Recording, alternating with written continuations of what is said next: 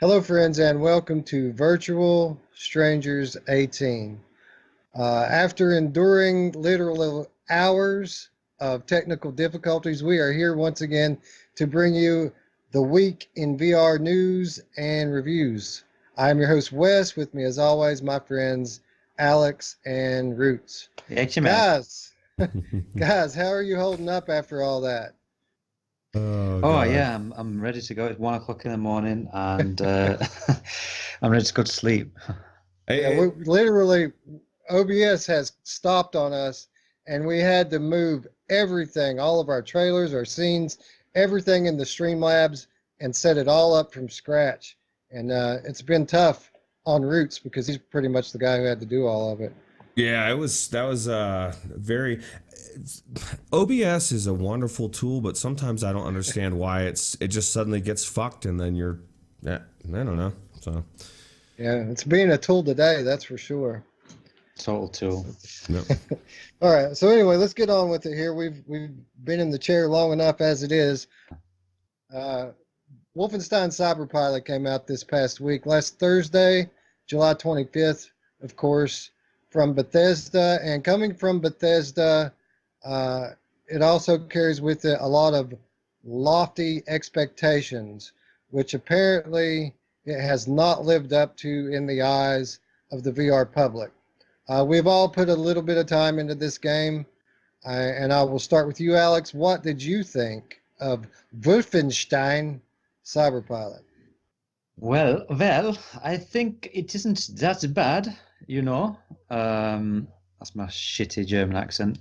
Uh, yeah, I don't think it's that bad. It's got a real people have ripped it a new arsehole, but it's I think people I don't understand what people are expecting with this thing. We already knew what it was going to be. We talked about it last week. We said it was going to be like a almost on the rails linear thing where you're just taking control of these robots, and that's exactly what you've got. So um, I don't know, but yeah, that's what it is. I mean, it's actually it's okay. I mean, I've played the first level twice now. Um, the main issue I had was blur. I tried changing everything to ultra. I turned off the dynamic resolution. I turned off foveated rendering, and even then, it was still a little bit blurry. Well, it's just got like this like Vaseline effect on everything, like 50 meters away.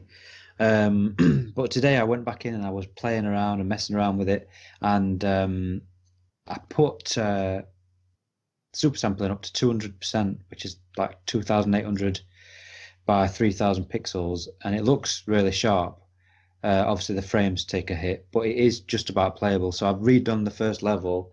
Um, I actually did it on challenge as well because there's three difficulties: normal, hard, and challenge. I did the first time on hard, and then I did it again on challenge. And I recommend doing it on the challenge personally, doing it on the hardest setting because even on that, it's still not really hard, but it is a challenge. You've got to. I died about 3 or 4 times, whereas on hard I only died once. So about the game itself, you're in this. You start off in like a wheelchair.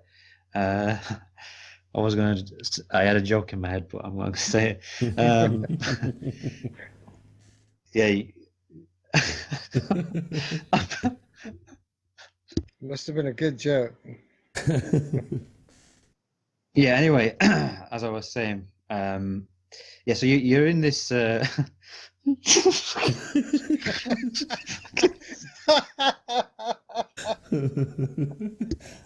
Now the joke's out Oh God. there.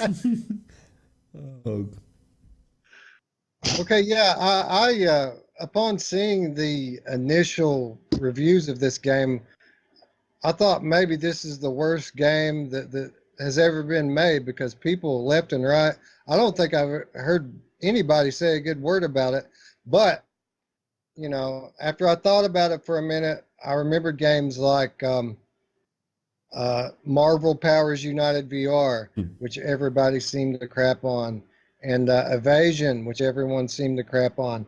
And both of those games, while sure not the greatest games of all time, weren't as bad as the reviews let on. And they were both victims of expectations. And we have a game here from a AAA developer, from a beloved franchise like Wolfenstein, and obviously that's going to carry some expectations with it. So I got into the game. Pretty much I was looking for that blur from the very get-go, and I didn't have any of that. I had all my settings set on medium, except for the textures I had set on ultra. I left the resolution scaling turned on, and I didn't have any issues with blurriness. I did have some issues with choppiness, however. Kind of the same issues I had with Fallout 4, but on a much larger level with this game. But it wasn't unplayable. It was just kind of an annoyance. And I played through the first level, and yeah, it was pretty much what I expected it to be. You're going through these city streets and frying these Nazis with your gigantic flame-throwing mech. And I thought that the environments looked really cool. Really, probably my favorite part of the game was exploring these corridors and city streets. I thought that the lighting was very good. I was actually very impressed with how good the lighting looks in this game.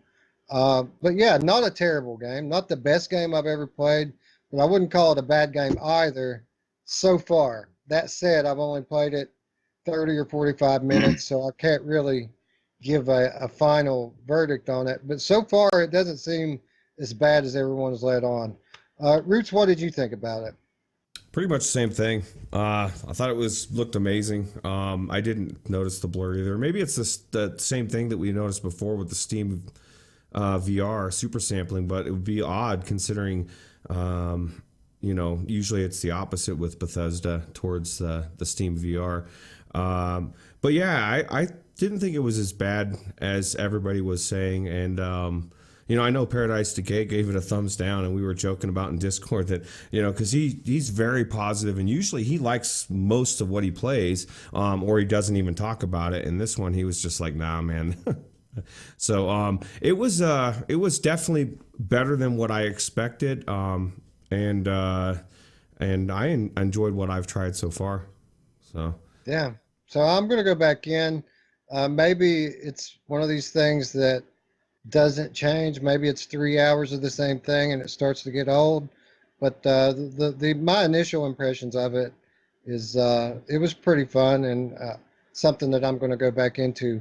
You going to go back in, Alex? You going to give us some more time?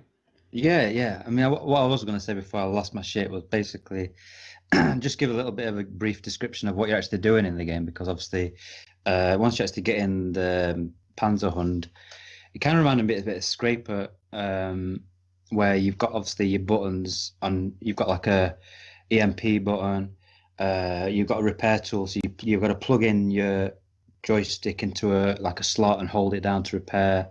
You can use your right hand to shoot your flamethrower, and then you can hold your left trigger and then release it to do a pounce. And if you put it on challenge mode, it's actually, you do have to think about what you're doing. You've got to back off sometimes, repair yourself, constantly keep switching up, use your EMPs. So yeah, it's definitely more of a challenge, and I'd recommend, because people said it's boring. It's not boring on challenge. It definitely makes you think, and I enjoyed steering this Panzerhund through the streets, and the way that the controls work is as you steer, you basically just move your hands around. So you move your right hand left and right, and that steers you left and right. So you've got, I think you can have some snap turn as well, but I used the smooth turn, and just kind of swerving, steering through the streets, and having your flamethrower. And like you said, the lighting's really good. So when you're in the tunnels, you go under a subway area, and then when you've got your flamethrowers coming out, you can see all the flames lighting up the walls and everything. It looks really nice. I like it. I don't think it's a bad game. It's not a particularly amazing game. I haven't finished it, so obviously maybe it does get a bit repetitive and boring, but I don't think it deserves all the negativity, personally.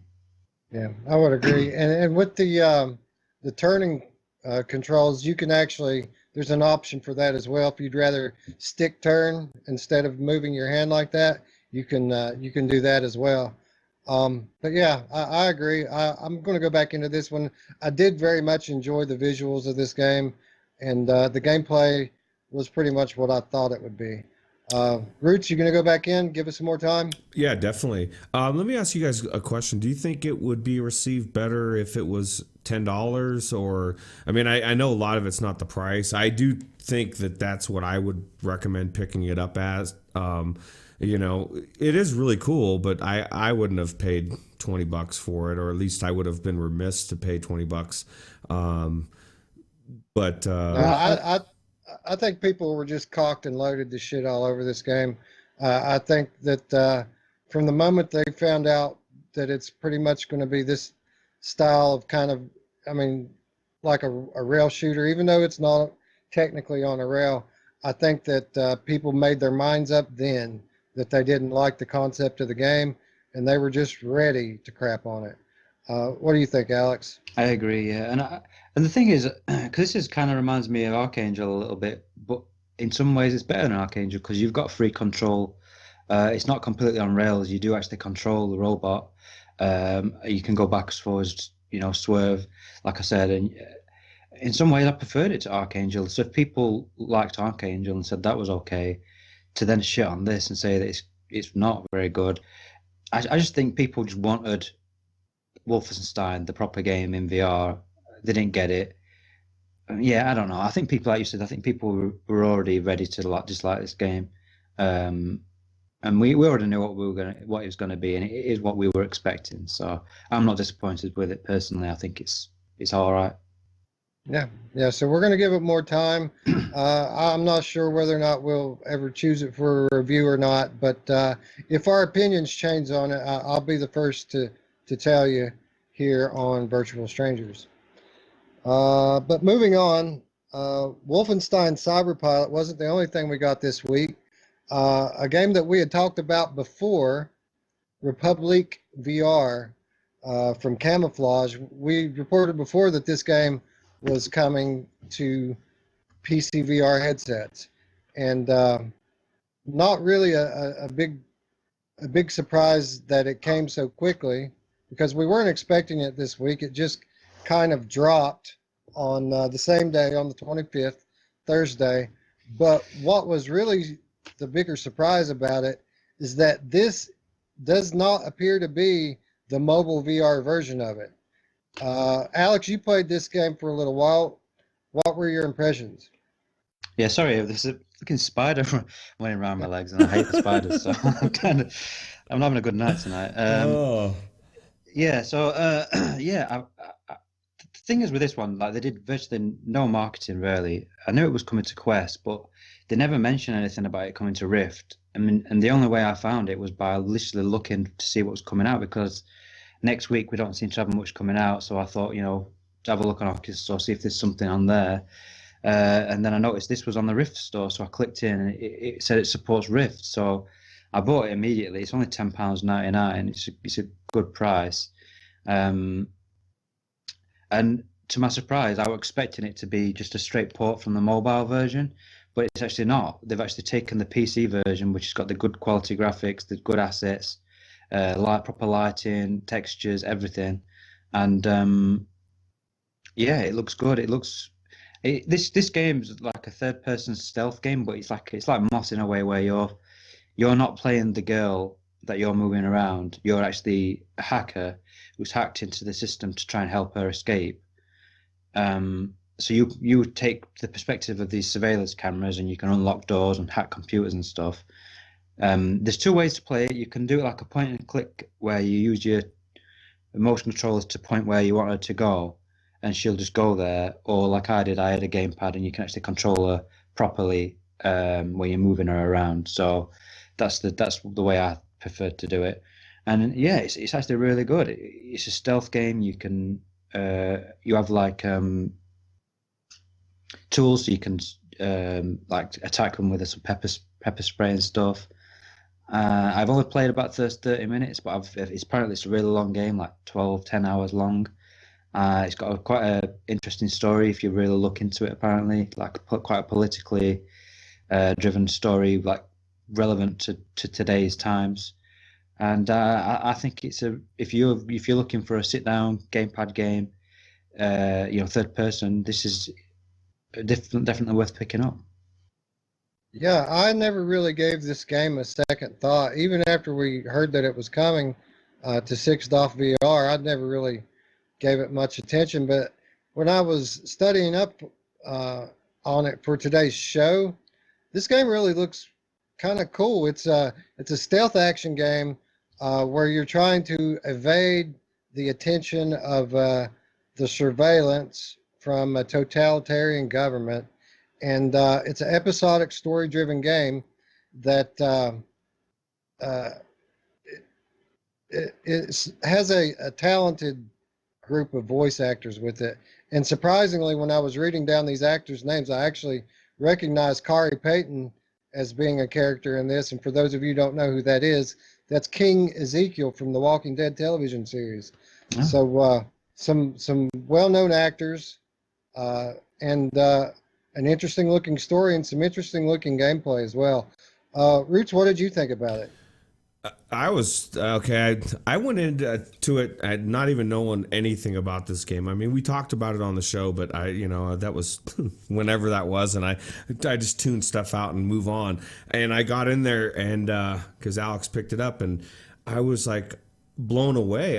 I didn't know that anything, like even just the beginning area where you're looking through the phone and you're going through with the guy carrying it, and just the storyline and the quality of the production, and then getting around to moving around the people and sneaking behind people, and like it's a legit stealth game, like better than Rogan obviously by a million times. And I'm blown away, Alex, that I can fucking move normal. I was thinking, because I use the Oculus Touch controller. So you're saying if I use the gamepad, I can use it normal, walk around, or can I use the touch controllers as walking around normal? I don't know. I tried it with because I'm using the Index, and it works, by the way, perfectly with the Revive. But there's different control options. When I plugged in the gamepad, I could just move around like a normal gamepad game. But if I had the touch controllers, it was trying to tell me to like point and click and stuff, and I didn't want to do that. So. It's okay doing that way, but like you're trying to hide, and like it was kind of weird. Like I'm clicking, and I'm trying to hide, move to different areas, and there's times you want to go around a corner or you want to peek around, and there's only the way is to go into the other room, and at that point now I've got to try to click back, and it would just be easier to walk back. So I'm kind of psyched to go back into this game. I really was not expecting it to be as good as it is, and it was super cool. Just the intro to me and the story really gripped me within the first minute or so. So did you get to the foyer area where you go through the first level area, and then you get to this foyer area, and it's really pretty looking. Like there's big marble statues, and they're all shiny, and there's tiled floor. It's all got reflections and everything. It's really good. It's a good looking game. It's got that triple, not maybe double A sort of production value, and it doesn't feel. It's one of the few VR games that feels like a really high quality game. And obviously it was originally a flat game that was kickstarted back in 2013. So it wasn't designed for VR originally, but it fits so well with the way that you're taking control of the cameras. It works perfectly with VR. So, yeah. I think this is a great surprise, and this kind of stuff happens all the time in VR. It's one of the things I really love about being a VR gamer is you might think you have a quiet week ahead of you, that nothing's coming up, and then just all of a sudden something like this drops, and you have this well-received flat game that has come to VR that turns out to be pretty good. It's again, it's from Camouflage. These are the guys that are bringing us Iron Man VR. So I'm interested to check it out just based on that alone, just to see what these guys are able to do. Moving on, those weren't the only things that we got last week. We also got a fairly substantial update to Racket Fury. And this is an update that we've known is coming for a while, but we really didn't know that they were going to update it to this extent. They pretty much revamped this whole game. Obviously, this is a ping pong game from, or table tennis, as some people call it, from Pixel Edge Games. It retails for $20, but this is a huge update that improves performance, improves tracking and fluidity of gameplay. They've improved the matchmaking so that the matches are made quicker. They've improved the AI in the single player mode. And most importantly, this adds cross-platform multiplayer between Quest, Rift, and Steam VR. The update is also coming to PSVR, but they haven't been able to get it through the QA process there yet. So they say it's coming soon. But yeah, a lot of people who really like this game have commented that on Reddit that it's like playing a whole new game. And it already was known as the best table tennis game in VR to begin with. So I've been interested in this game for a while. I haven't really tried it out yet. I knew that this update was coming. So I've kind of been waiting on that.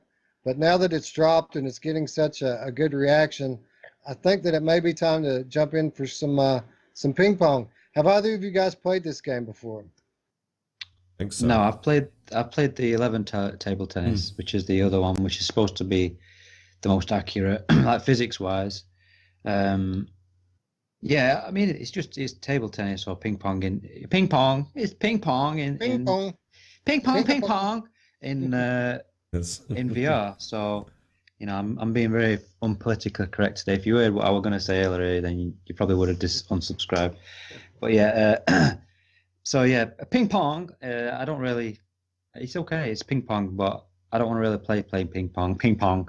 I keep saying ping pong. I'll pass it to someone else. Okay. Well, myself in particular, I like playing table tennis in real life or ping pong.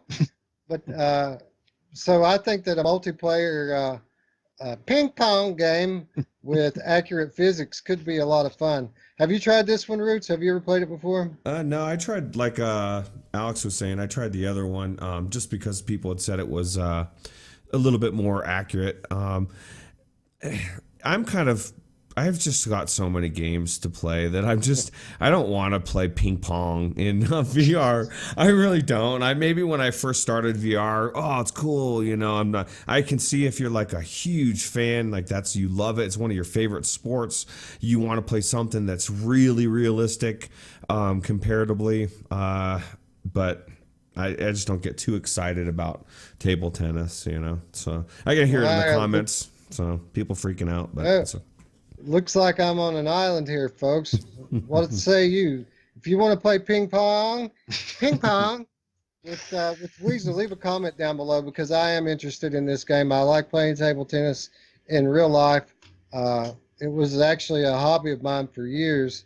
I used to have a table and I would roll it out fairly regularly.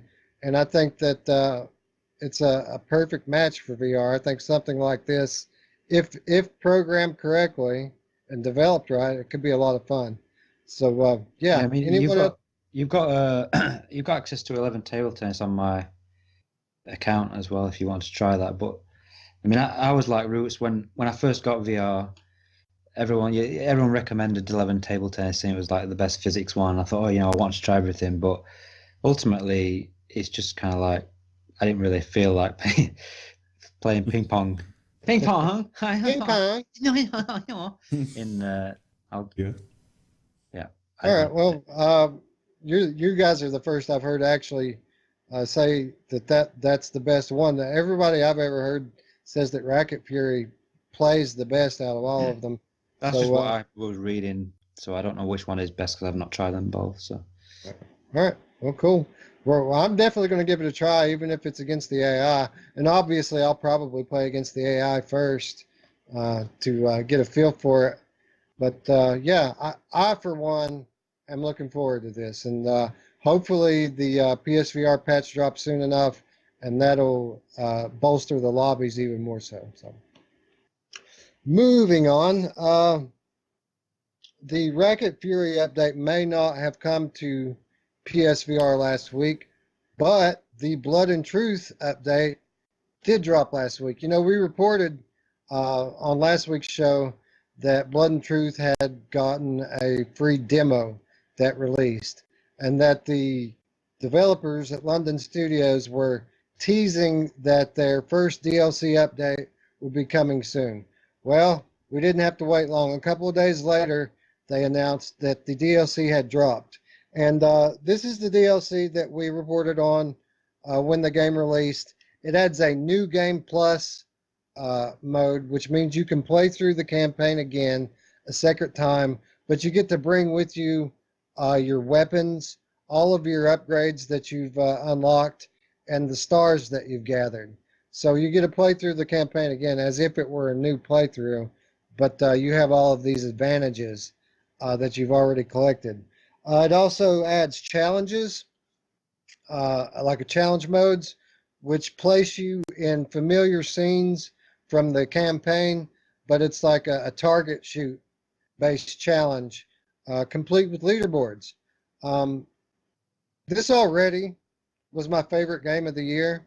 So anything else that they add on to it is just icing on the cake. And this game was done so well that I'll probably go back in and check it out just based on that. It's such a good game.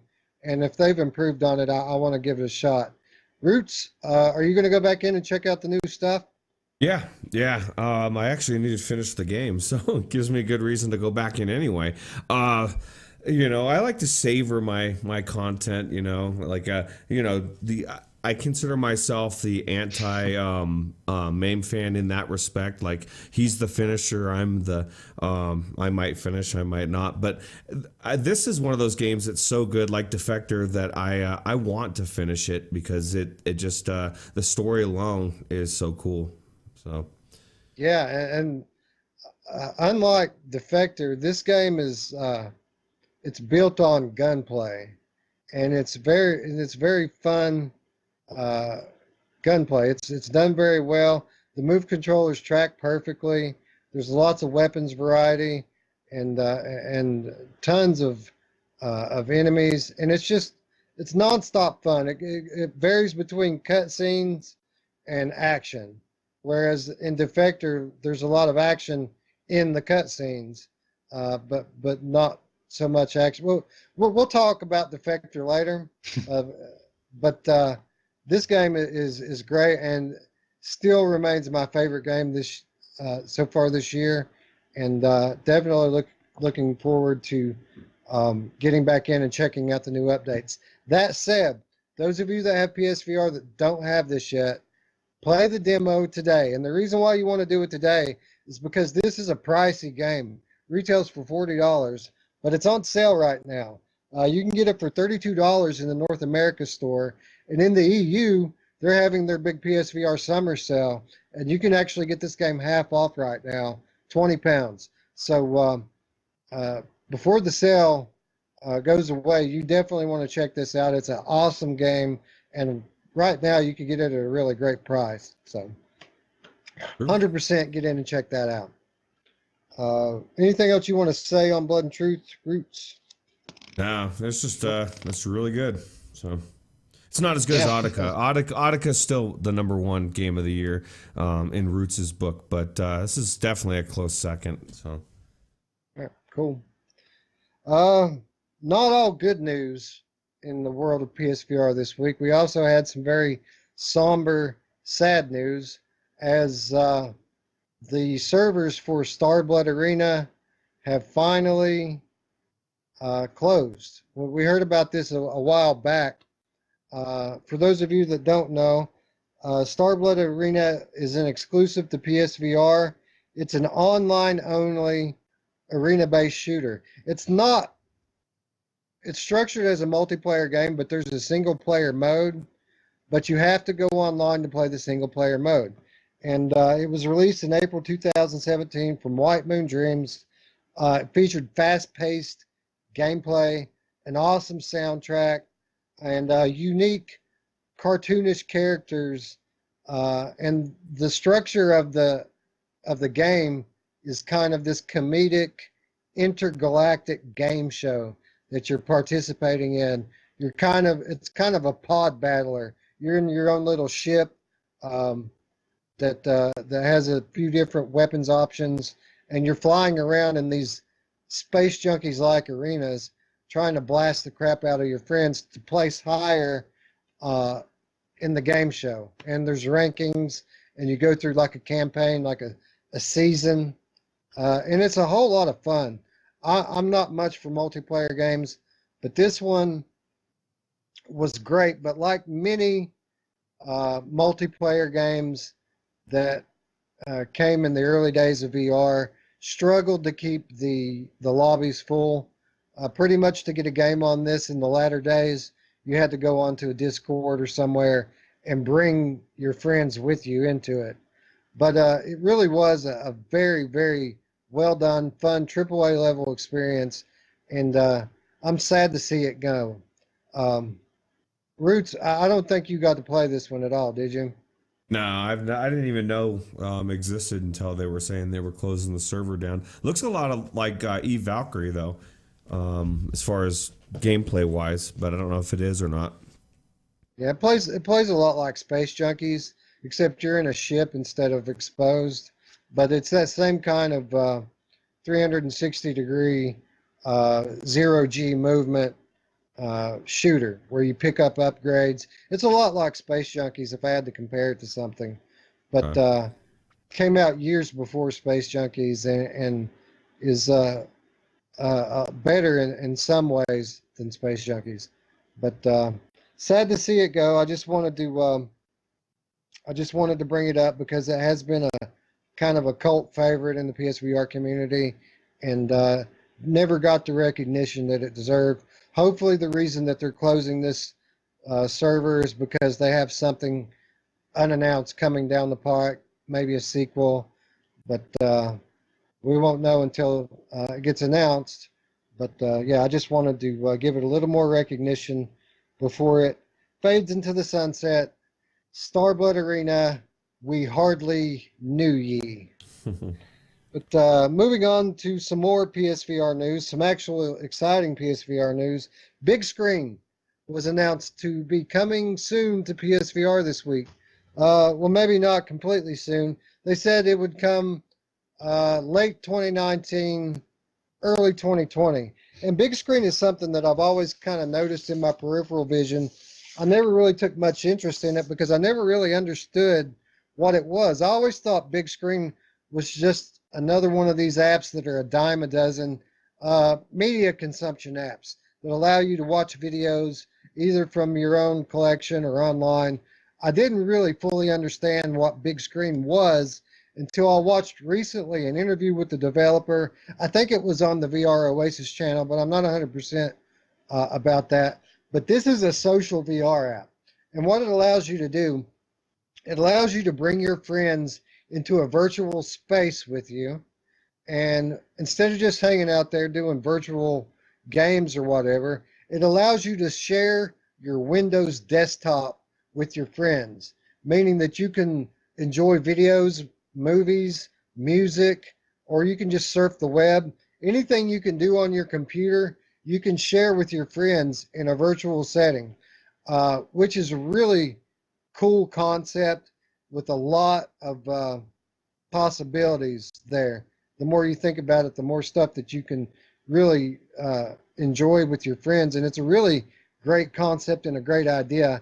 A lot of people have called for this to come to PSVR for a while, but there was really no reason for it, being that you can't run Windows desktop on PSVR. So what are you going to do?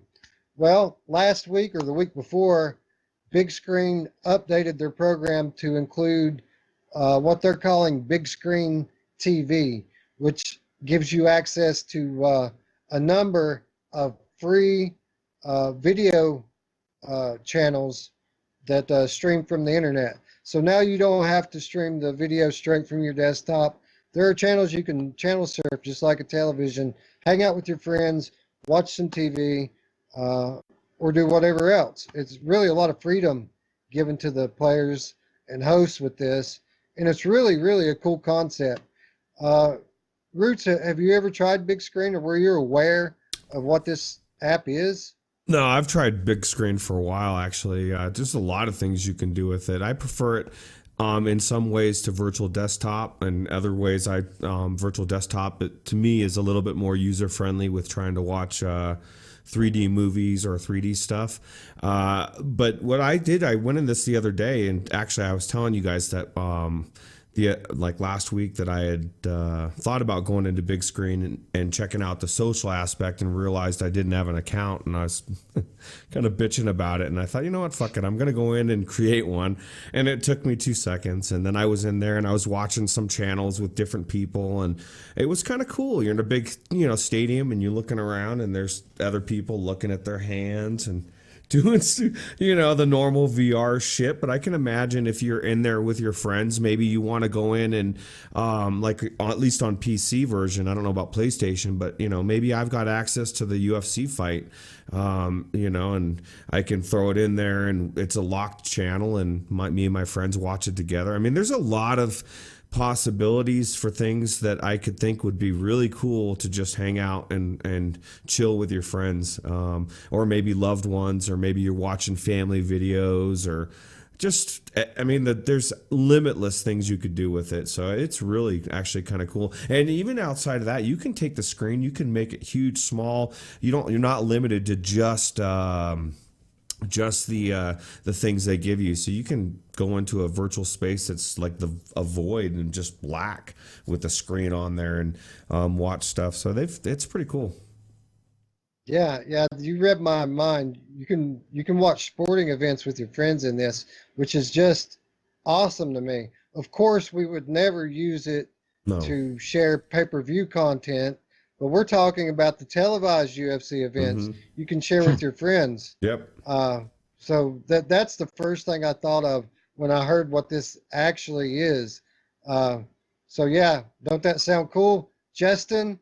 That you can enjoy sporting events with your friends in VR.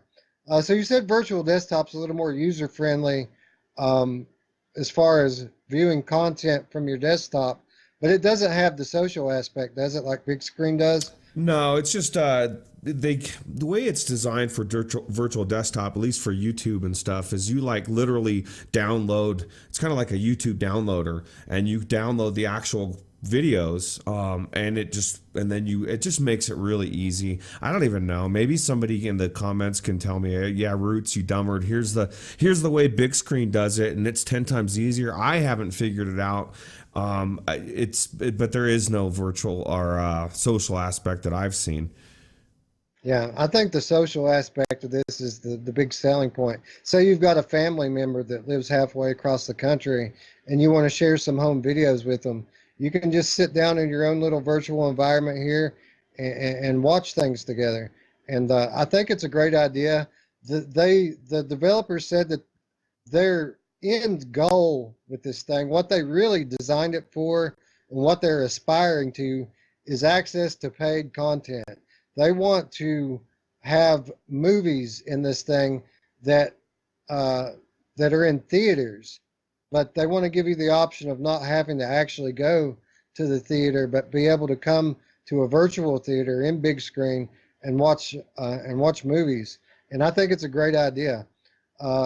Alex, do you have any experience with big screen?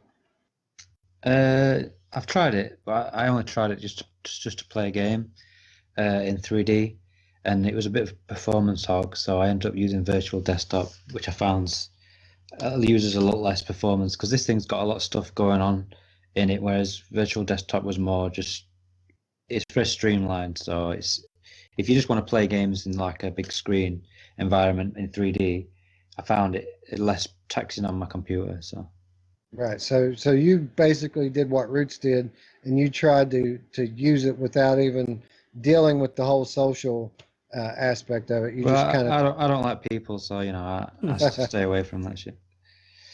yeah, I understand that. I understand. But yeah, I think that this is a really cool concept. I think that there are endless possibilities, ways for you to spend quality time with people that are not in your immediate vicinity. And I can definitively say that I will 100% be checking this out. hopefully the PSVR patch comes soon. Hopefully it's going to be cross compatible with other platforms, which I'm sure it will. That's the whole draw of this thing, right? Is that people from all the different headsets can get together in the same space and enjoy content together. But yeah, definitely something cool and something to look forward to. And Justin, hit me up, buddy, if you want to watch some fights sometime soon. Yeah, let's do it. All right. This kind of leads into a larger topic. I don't want to get off on a big tangent about like I did last week, but just the fact that these media apps seem to be growing so quickly in VR that it goes into what I was saying last week, that the growth of VR seems to have reached a whole new level. This week, Amazon Prime Video released an app for the Oculus Quest. It's a voice activated search features in it so that you can consume media that way. Of course, we know YouTube introduced their YouTube VR recently, and we're getting more and more and more of this stuff. And I don't think it's a coincidence. These big companies, they don't do things like this without having their internal I'm looking for a word here that I can't find. They have projections of what the market's going to do, and we wouldn't be seeing this stuff if these companies didn't have projections of VR really taking off in the next few years. So it's an exciting time to be a VR gamer, and that kind of leads into the next thing I'm going to talk about, and that's Gnomes and Goblins. And what Gnomes and Goblins is, it's a VR film project that was created by actor and director Jon Favreau in association with WeVR, the immersive content development company. Anyway, this game, or I'm sorry, not game, this film, VR film, was originally announced in 2016 with a well-received 5-minute demo that was released on Steam VR. Got good reviews, but since then, years have passed, and we haven't heard anything about this. It was presumed dead, like a lot of things in VR from the initial era, presumed dead until this past week when WeVR kind of released out there a teaser saying basically it was a link to a revamped website for Gnomes and Goblins, which basically is saying that this thing is coming soon. And so again, back from the dead, this once well-regarded and highly anticipated VR film is once again coming to VR. Just more evidence of what I was saying just a moment ago. But this comes from an era in VR when I didn't have a headset. I wasn't aware of the existence of this thing until just this week. Alex, had you heard about this before? Is this something that you were aware of? Yeah, I've done it before. It was one of those. When I first got VR, I spent a lot of time in free stuff, and I found this. And this is really cool. I put my girlfriend in this actually. Was her favorite thing. It's just really cute. You've got to have room scale, so it's like there's no free locomotion or anything. I think it's like you need at least 2 by 2 meters because you have to physically walk around your area. But you're kind of in this wood, and you've got these tree houses which are got these little gnomes. I think they're the goblins, in fact. But they're not like scary. They're like these little cute little tiny little dudes, and like you can see them there, and they hide away from you, and you have to give them a little acorn, and they run off with it, and it's adorable, really. And it's like if you put a little child, or like you put your wife into this, and my wife. It's just the way that they did it as well, the way that they triggered certain events and everything, just so seamless. You don't have to actually do anything. You can just go in. You don't need to have any prior knowledge of VR, no learning any controls. It's just really user friendly. And I loved it, and I think I recommend anyone jump in and try this out. It looks really good as well. It looks amazing in the headset. It's an Unreal Engine thing. Everything looks really realistic, and it's really good. And John Favreau is obviously, he's quite a big time, director, and he's been an actor in a few things as well. And he seems quite keen on VR. He did Lion King, and I know he used VR in the making of that. So it's interesting that this has come back from the dead, because I think everyone presumed, because of his success and how all the projects he's been doing, that he probably would never really get back to it. But it's interesting that it's now popped back up and potentially going to actually see the light of day. Yeah, it's really a cool thing to see something like this come back, and it's cool to see how much that the Lion King actually utilized VR. They pretty much built that whole movie in VR, and definitely something I'm looking forward to. Obviously, we have expressed how much we enjoy this sort of content on our channel. We've featured quite a few things regarding these kinds of experiences, notably Wolves in the Wall, which, while we're on the topic, I will mention was recently nominated for an Emmy. Wow. Which I think is super cool.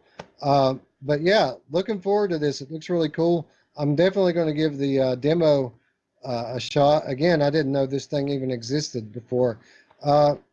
Roots, what about you? Did you know about this? Have you tried it before? I completely, just like you, I had no idea that there was anything going on in this. This existed, and I didn't even know there was a demo. So yeah, I'm gonna check it out tonight. It looks really cool, and it looks like it's one of those experiences like we've talked about, where the scale and you're looking up things, little really small things up close, and looking in the window, and it just looks like it's gonna be a really magical experience, Oh, it's awesome. They play with the scale as well, like they're going to show you now. I don't know if maybe we need to turn it off to don't spoil it, but you get this little bell and something happens, and it's really cool. But it's worth checking out. I loved it. My girlfriend loved it. If you've got any kids, any females that are usually reluctant to get into VR, put them in this thing, and I promise you they'll squeal with delight. So. Yeah, it's a hidden gem. Yeah. Screw you, buddy. This is not hidden. We all knew about it before. Yeah. No, I think it's awesome to see these big time Hollywood guys not only finding the funding, but finding the time and the interest in creating something like this for VR. Just again, another sign that VR is back in a very big way this year. So definitely going to be checking this out and looking forward to the full version when it releases. Moving right on down the line here, a game that I have been enjoying a lot in recent weeks, Home Sweet Home, it just has been announced that the sequel, episode 2 for Home Sweet Home, is coming later this year. This is a game that I've been playing through on my channel off and on over the last probably 2 months. It's a stealth horror game from an independent Asian developer, but it's surprisingly good considering where it comes from.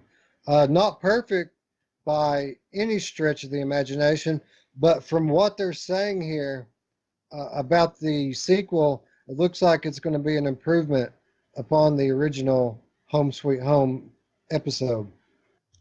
Okay, so this is a stealth horror game. As I mentioned, it's available on PlayStation 4 as well as PC, and you can play it flat or in VR. It's coming from a group called Ningbo Inception Media, and the episode 2 is coming late this year, and they have launched a website to begin the promotion of it. It says that you will once again reprise your role of Tim. That's who you play as in the original episode. You played this guy Tim, whose wife has gone missing, and Is who? Sorry. I'm sorry. What was that? His wife. His His wife. My wife is missing. No, but his wife's missing, and and a lot of crazy supernatural things happen as you continue to search for her. Apparently, he hasn't found her yet because that seems to be the premise for the episode 2. But it promises expanded gameplay with a diverse enemy set. And what they mean by that is episode 1 is primarily a stealth game. The gameplay doesn't change a whole lot throughout it. You're basically trying to avoid a single enemy. And if the enemy finds you, you're just dead. Apparently, with episode 2, there are going to be weapons and there are going to be multiple enemies. So you're going to have, you're going to be able to choose which approach to take. You can take a stealth approach if you want to, but if you want to use brute force and fight your way through, you can do that too, which is great because, in my opinion, this is the main weakness of the original game. Is it's kind of one-dimensional, and it starts to get old as the game goes on. The gameplay kind of starts to get a little old with it. So definitely looking forward to this. It's a very scary game and very good graphically. Some performance issues there, but I'll talk about that later in a review if I can talk one of these guys into playing through it with me, so I can have someone to review it with.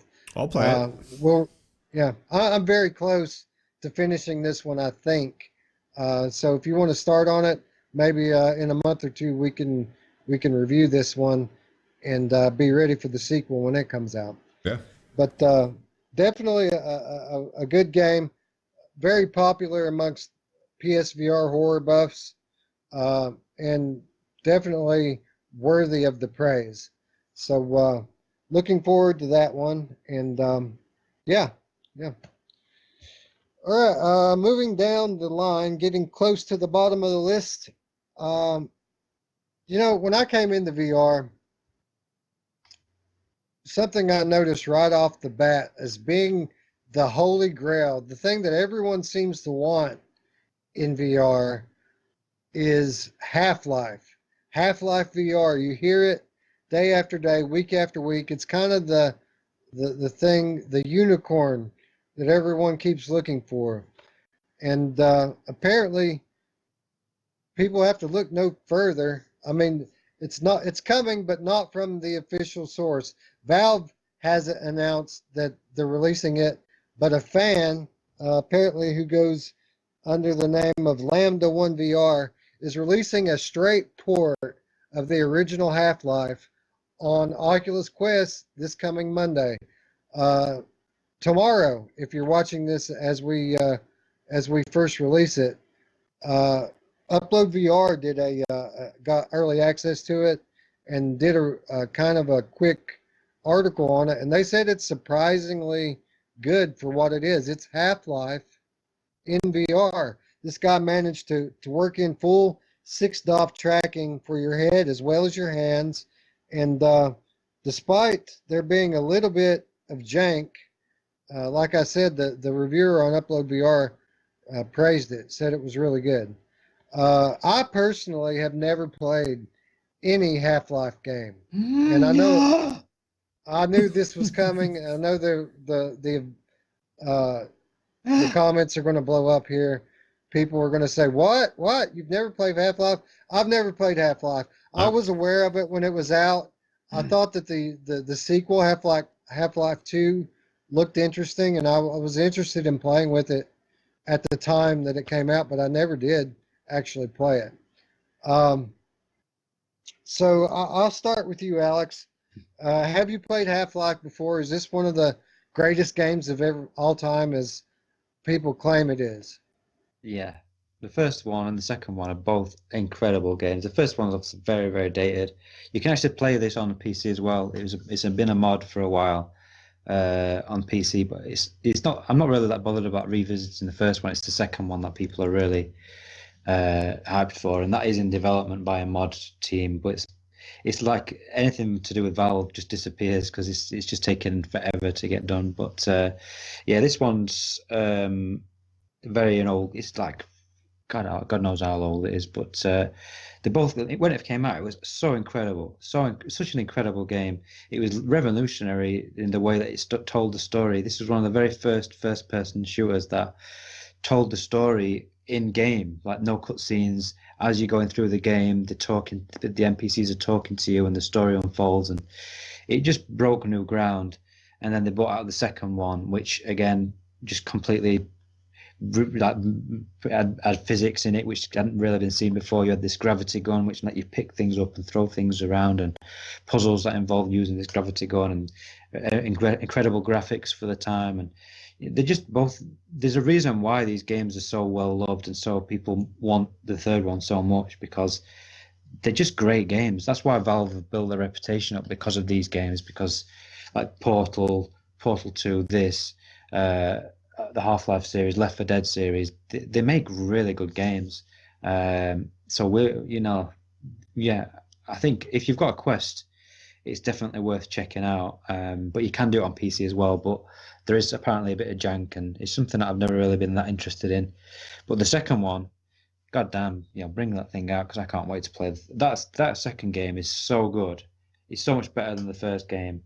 You have to play, and the fact you're going to play that game without like firsthand, never playing it before, is it's incredible. You're going to love it. Yeah, I'm sure that my first time playing any of these games is going to be in VR, which is something that I can say about Skyrim, something I can say about Fallout 4, and something that I'm going to be able to say about Half-Life as well, which I think is a good thing. I don't think it's a bad thing. I think it's a good thing. You saved the best version of it, really. Mm-hmm. So, all right. So let's say that this guy, and for the record, this is a mod. It's a free mod that he's going to release without charge, from what I understand. But you do have to have the PC version of this to mod. So those of you who have a Quest out there that don't have this on their PC, I don't know how to go about getting it, but you might want to start looking into it. But let's say, for hypothetical's sake, that this guy manages to bring this thing to Quest, tweak it a bit, and get it working perfectly. A perfect one-to-one port of Half-Life.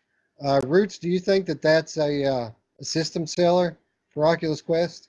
Yeah, I think it is. I kind of want it to come to PC. You say you didn't play Half-Life or any of that stuff, any of those series, and my first instinct is you're dead to me.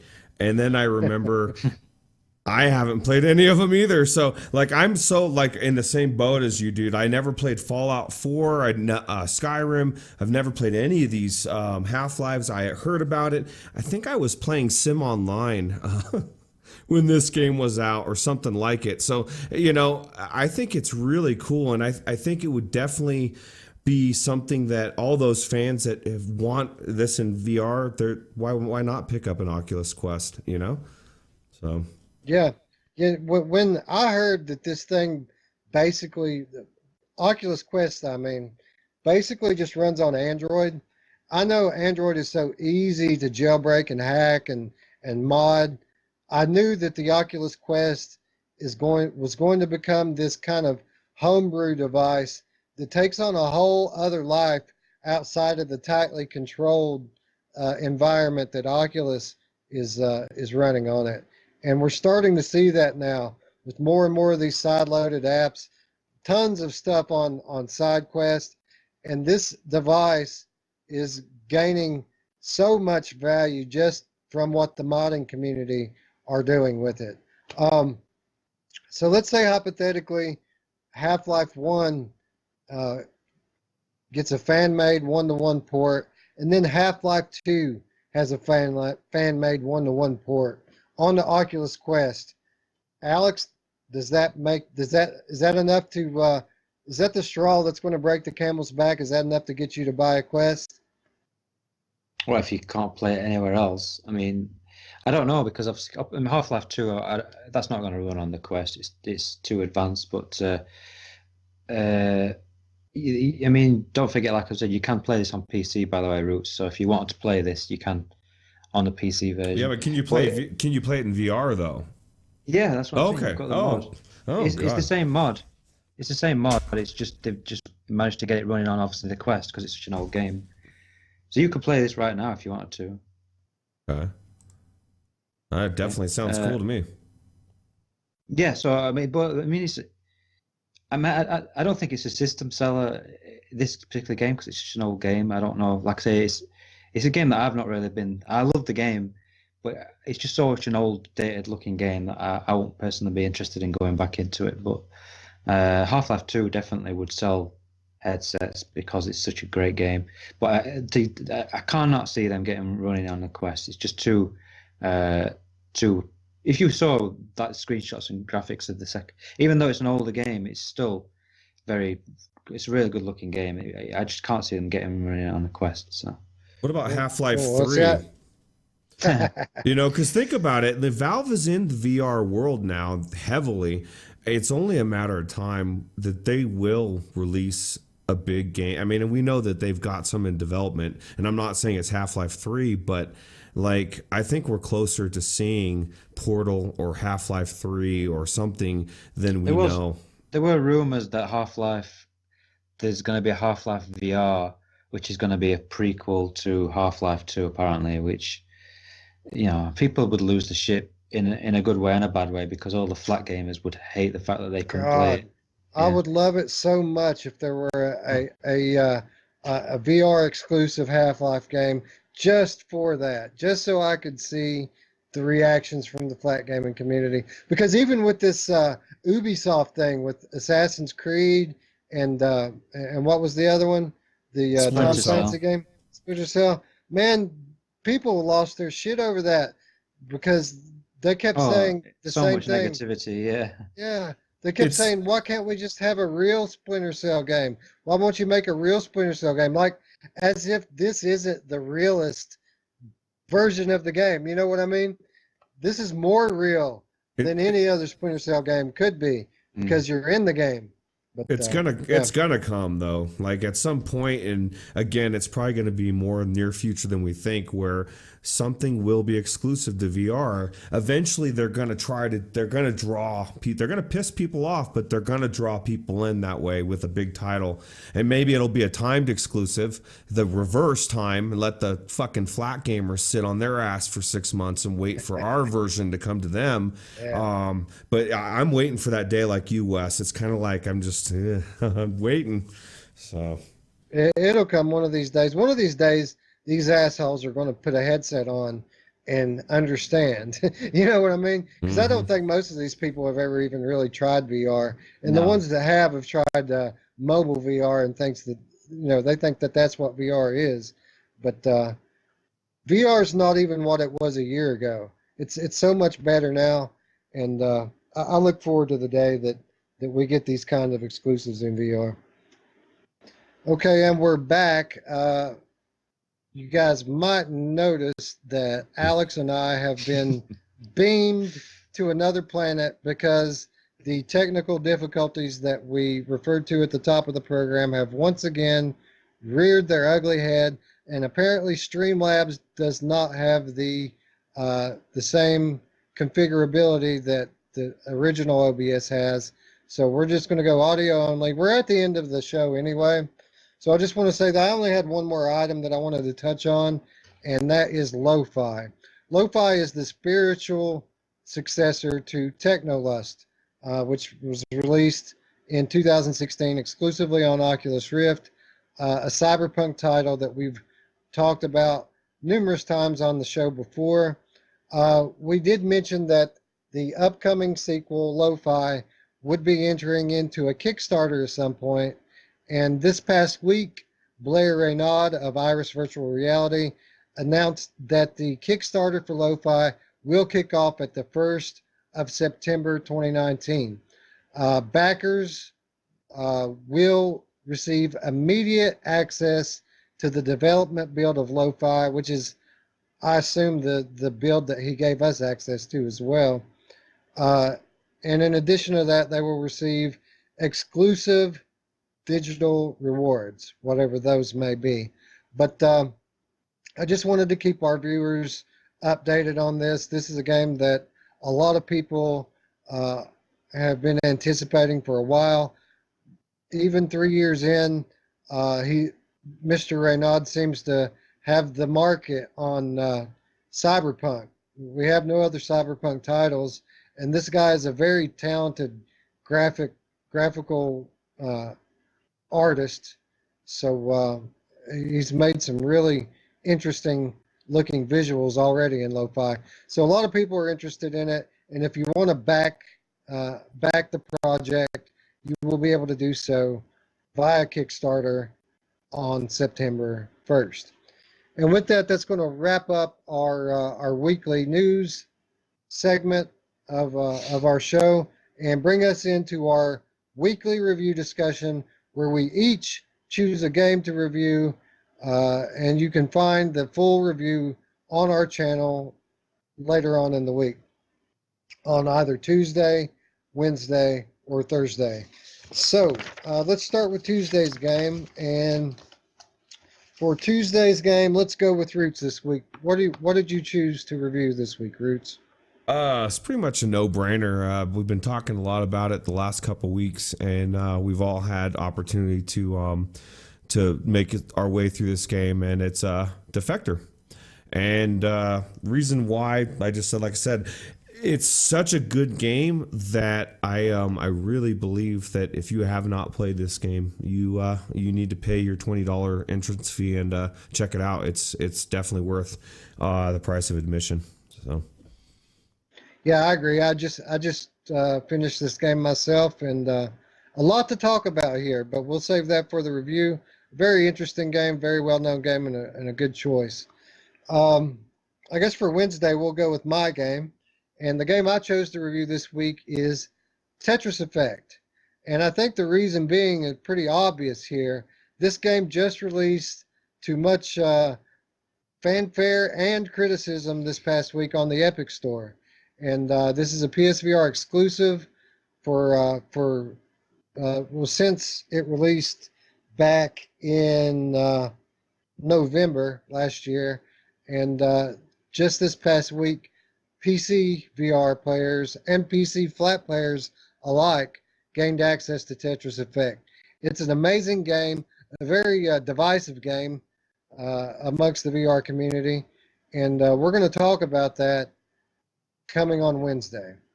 And that leaves us with Thursday's game. And Alex, what did you choose to review on Thursday? Well, I was thinking to myself, what game can I pull my trousers down and have a massive shit all over? And I thought, why not Gone? So I've chose Gone. As we already know, I'm not a massive fan of this game. I do like it more than I did when I was talking about it last week. I'll save obviously my talk for our review, and maybe you guys will agree with me. Maybe you guys will disagree with me. So, yeah, another very popular game, Gorn, and a good choice for review, seeing as it has just been released out of early access. The full version now available, complete with new features, new bosses, and yeah, we'll talk about that on Thursday. All right, so as you know, as you can tell, this is our Sunday show. I guess we're going to release as a premiere every week. As long as people keep participating, tune in at 12:30 Eastern Time on YouTube and chat with us. We may not all be available every week, but that's the plan going forward for at least the next few weeks. You can catch our Sunday show live at 12:30 Eastern Time and chat it up with us as you watch it. And then that brings us to Monday, our topical discussion. Alex, what will we be discussing this week? It's not more of a discussion. It's more of a listed type video this week. It's going to basically be the games of August. So what we got coming in August? What have you got to look forward to? Probably a bit shorter than usual, but we thought it would be interesting to have a look and see what we've got to look forward to next month. Yeah, coming off a banner month, July in VR, a lot of good stuff came out this month, and I'm sure a lot of good stuff's going to end up coming out next month, but we haven't had a lot confirmed, a whole lot of maybes, and we're going to talk about that tomorrow, so tune in for that. And then following that up on Tuesday, we will have Roots' review of Defector. Wednesday, my review, Tetris Effect, and rounding out the week on Thursday, Alex's review of Gorn. So, with that said, that'll wrap up another episode of Virtual Strangers. As always, I want to thank you guys for watching. If you liked the video, be sure to like it. And if you didn't like the video, what can they do, Alex? They can go fuck themselves. Oh, sorry. Oh, sorry. What? No, I wasn't going to say that. What am I supposed to say? They can. That was exactly what I was expecting you to say. Oh, right. Okay. If you dislike the video, give it a thumbs down and then stick that thumb straight up your ass. Yeah, stick it up your ass and then suck it. Anyway, thanks for watching, friends. Like, subscribe, click the notification bells, and we will see you tomorrow. And yeah, thanks for watching. Bye-bye. If you want to know my joke, if you want to know the wheelchair joke, then pay me some money, I'll tell you. Ask in Discord, and he'll message you, whisper it to you, if you can handle it. It's, yeah. I'll tell you now, actually. It's, if I can't tell you. No. I'll tell you. No, that's it. All right. That's it. End of the show.